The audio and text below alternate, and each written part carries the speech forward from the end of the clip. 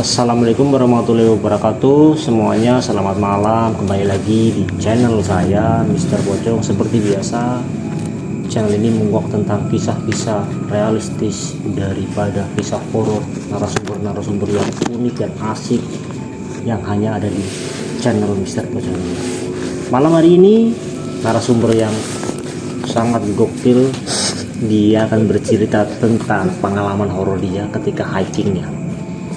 Baik, tanpa panjang lebar, kita kenalkan Mas Gali di sini. Mas, Monggo Mas, perkenalkan dulu.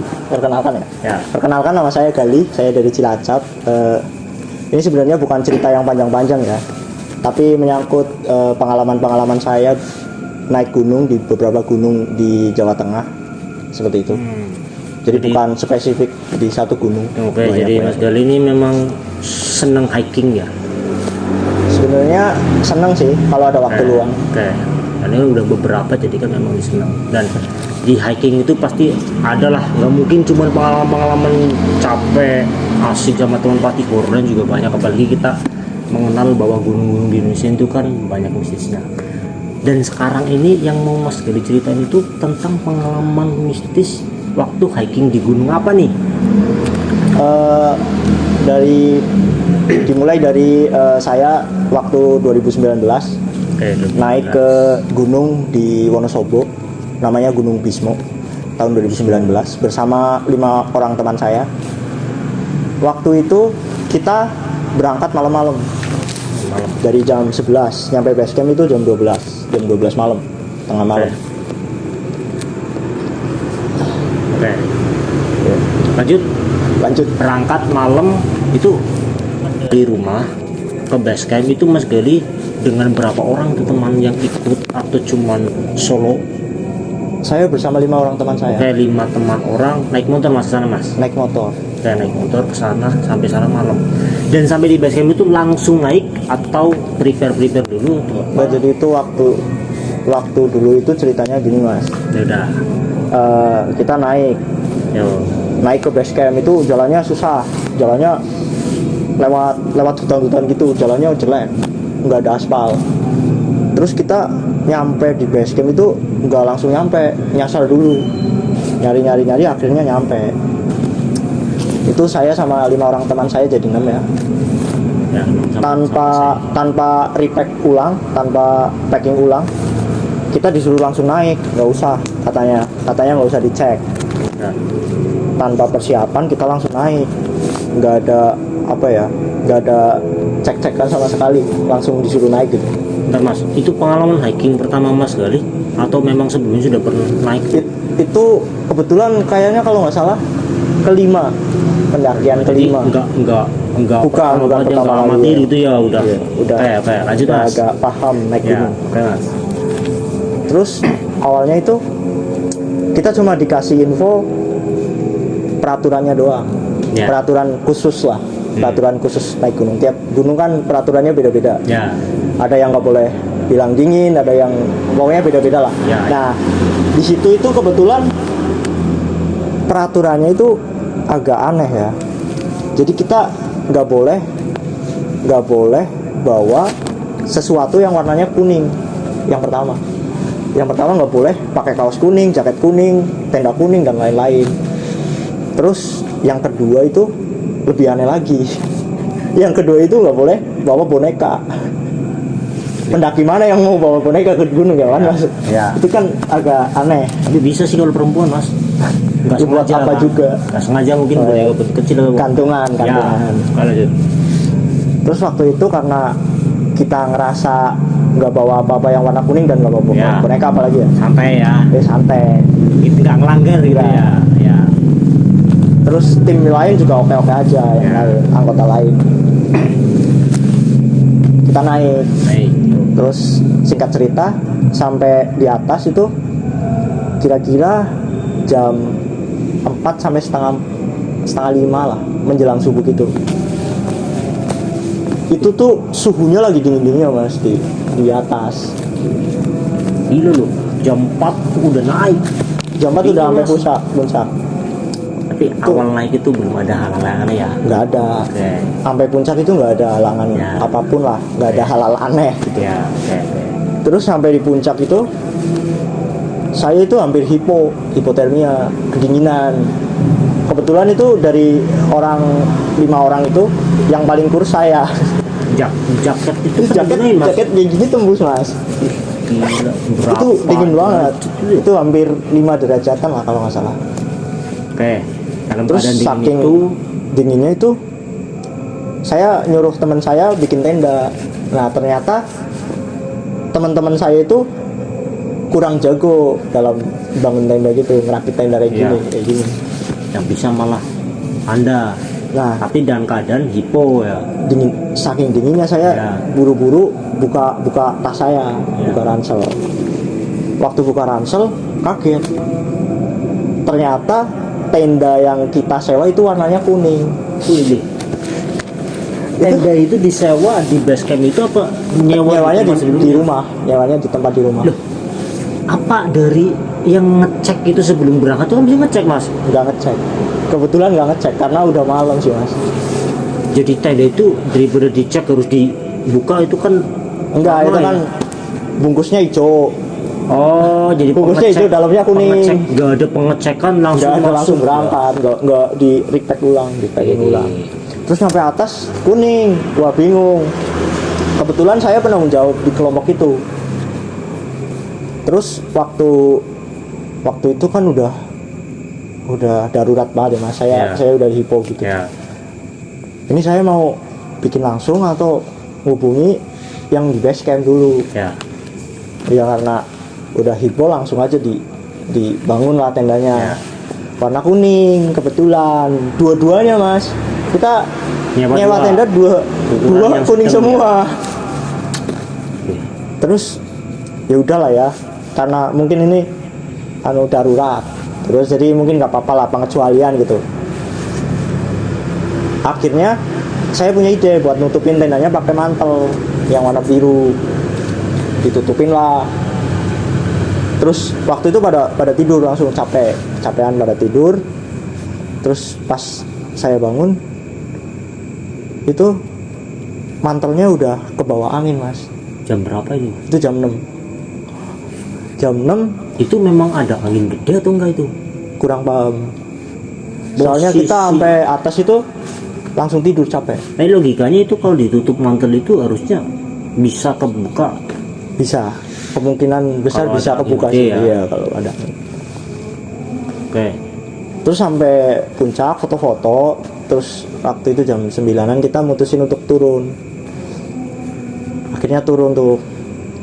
Nggak ada, sampai sejauh itu nggak ada apa ya. Itu belum Nggak udah ada kendala jam apa-apa 9 sih. itu udah sampai puncak kok belum, Mas? Udah Mas. Oh, dari puncak langsung turun. Iya, ya? langsung turun. Berarti Foto gunung doang. itu emang nggak tinggi ya? Nggak terlalu tinggi ya? sih. Cuma kita nggak boleh ngecamp di puncak di Gunung Bismo. Itu aturannya. Di pos 4 kalau nggak salah waktu itu. Di pos Oke. 4 ngecamp, terus jam 5 summit ke puncak, terus turun langsung packing buat turun. Jadi selama berangkat sampai puncak belum ada kejadian yang aneh Belum. ini. Sampai situ belum. Oke. Terus sampai pos 2 itu mulai Oke. kayak Yang mulai nih. ya sebenarnya sih saya sih biasa aja ya. Ya. Cuma waktu di bawah baru kerasa gitu. Ya. Singkat cerita itu kita nyampe pos 1. Pos 1 itu letaknya itu setengah perjalanan ke base camp sama setengah perjalanan ke puncak. Tengah-tengah antara Oh iya. tengah-tengah perjalanan ke base camp sama tengah-tengah. Berarti itu posnya nggak banyak ya, Mas? Posnya 4 doang kayak kalau nggak salah. Empat doang ya. Lewat via Silandak. Ya, oke, lanjut, Mas. Nyampe pos 1 itu kita sekitar jam 12 siang. Itu kan lagi panas-panasnya ya Mas. Iya. Lagi panas-panasnya. Terus waktu di jam 12 siang itu tiba-tiba datang kabut. Itu kabut siang-siang jam 12. Dalam Terik. keadaannya itu panas malah ada kabut. Datang kabut itu kabut paling tebal yang pernah saya temui selama naik gunung Mas. Padahal itu nggak di puncak ya, Mas. Enggak di puncak. Di kayak kebun-kebun. Logikanya kan kalau kebun-kebun siang warga. panas itu kan harusnya nggak ada kabut ya. Ya, Oke. kalau itu sih masih bisa masuk di nalar ya, karena gunung itu kan kadang iklimnya nggak bisa ditebak. Oke. Nah itu kan kita posisi di perkebunan warga tapi kayak yang terbengkalai gitu mas. Jadi nggak banyak warga yang di situ ya. Iya jarang, masih sedikit banget lah. Sedikit. Kebunnya itu kayak nggak kerawat juga gitu kayak gitu. Nah dan pinggirnya itu jurang-jurang mas. Jadi kebunnya itu paling 10 meter lah, terus ke bawah jurang. Nah, tapi itu waktu berangkat lewat situ kan mas? Iya waktu berangkat Cuma lewat malam situ. ya, nggak Iya, lihat nggak lewat lihat, jurang nggak ya. lihat. Nah di sini nih letak kejanggalannya. Nah, ini. Ya, Waktu itu saya kan di barisan paling depan, ya. barisan paling depan. Terus tiba-tiba datang kabut tuh yang saya ceritain tadi. Terus tiba-tiba tali sepatu saya lepas. Pas. Tali sepatu lepas, saya berhenti dong ikat. Ya. Nah teman-teman saya jalan, ya pada ninggalin, pada jalan. Tapi nggak terlalu jauh sih, paling semeter 2 meter. Udah duluin ya. Iya dulu nyalip. Nah terus waktu ngikat selesai saya berdiri, saya celengak-celenguk ada kanan kiri kayak gitu. Tiba-tiba ada anak kecil di tengah-tengah kebun. Di tengah-tengah. Ini mas dari ini. Ini jalan tengah. Ya, ini kamu nih. Nah, kanan Depannya. kiri kebun. Ya. Kanan kiri kebun, tapi itu nggak Kesini kayak sebelah nggak. mana, Mas? Nah sebelah kanan. Sekitar Sini. itu kan jarak pandang nggak terlalu Kamu jauh. ini jalan di sini ya. Iya sebelah kanan. Jarak pandang itu kan nggak terlalu jauh. Ya. Paling cuma 7 meter lah. 7 meter. Nah sebelah kanan jarak 5 meter itu ada anak kecil, Cewek mas. cewek, rambutnya pirang. Dia ngeliatin kamu. Enggak. Kamu yang lihat dia, tapi dia Iya. dia posisinya ada, posisi anak kecil itu ada ke sini. Lihat kamu atau dia ada ke sana? Lihatnya ngadep gunung. Berarti ke arah. Ya sana miring ya. ya, Tapi miring. nggak ngeliat kamu. Enggak. Merinding mas saya. Nah, terus waktu saya lihat, ini saya juga merinding. Oke. Lanjut. Kalau cerita ini emang Iya. kadang merinding. Lanjut. Nah, terus Waktu saya lihat teman saya yang kedua dari belakang, paling belakang kan saya, Iya. nah, depan saya persis. Iya. Depan saya itu nggak, kalau ada anak kecil juga sama. Yang lain itu nggak lihat, yang lain dua orang doang. Saya sama teman saya itu yang terakhir.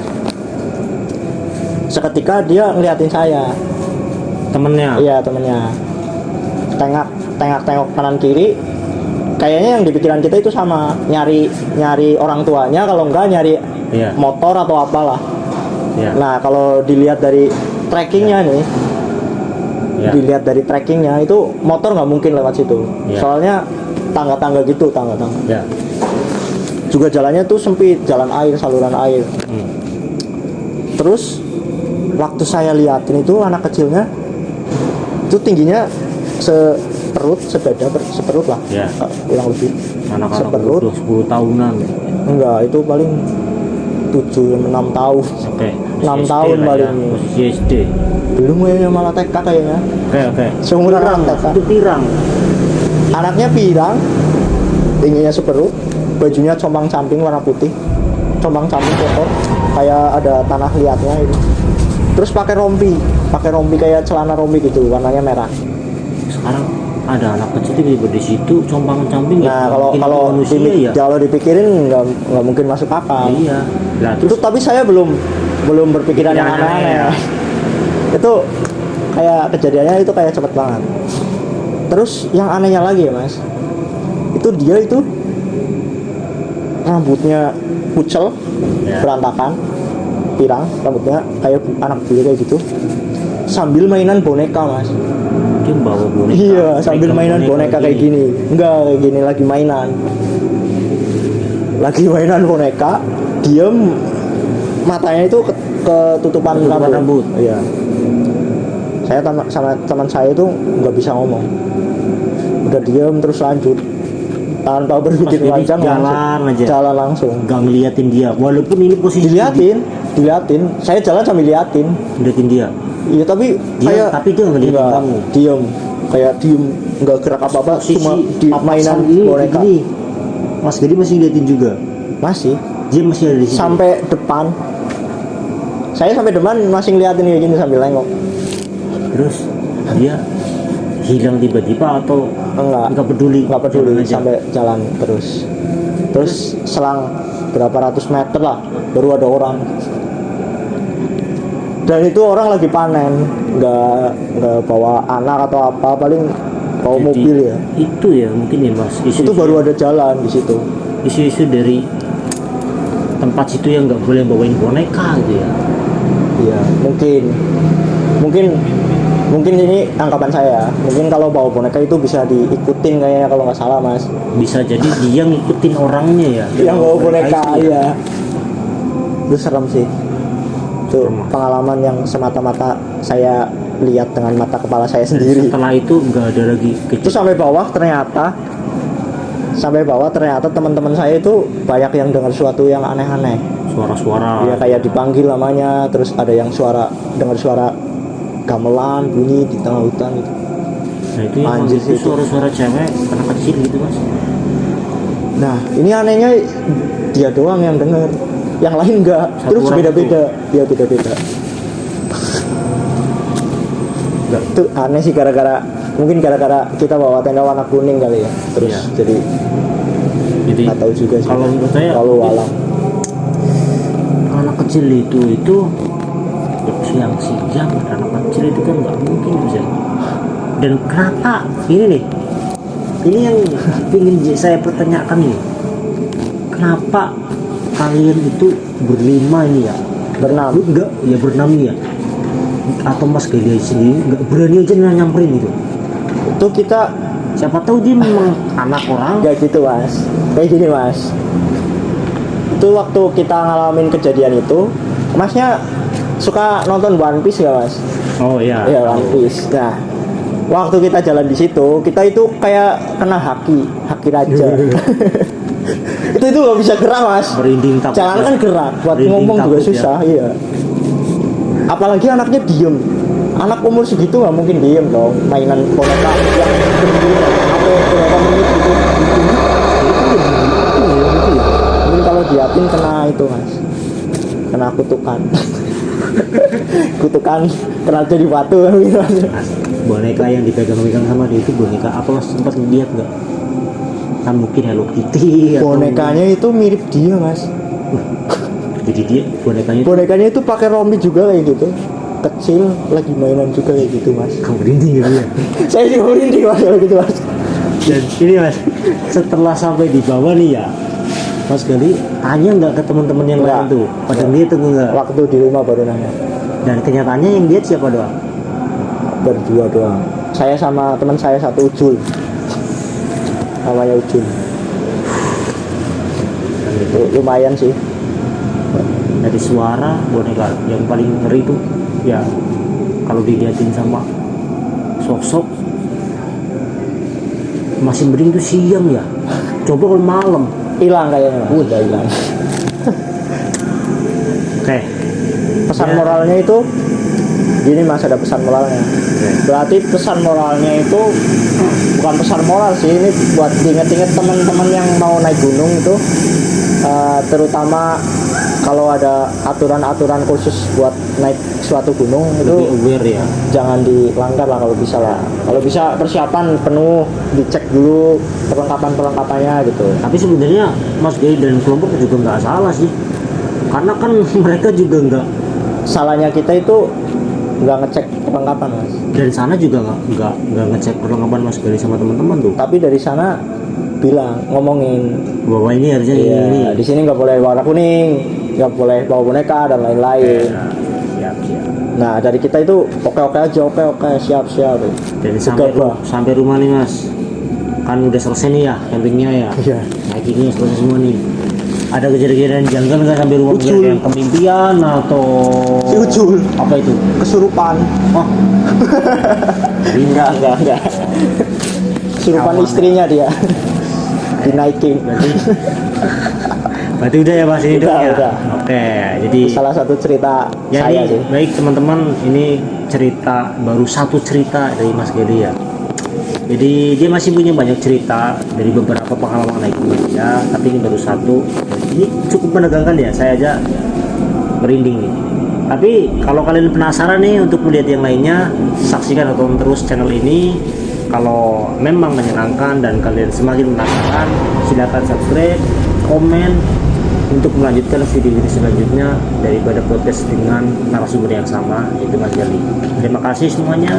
Kita lanjut lagi untuk di part selanjutnya sama Mr. Pocong.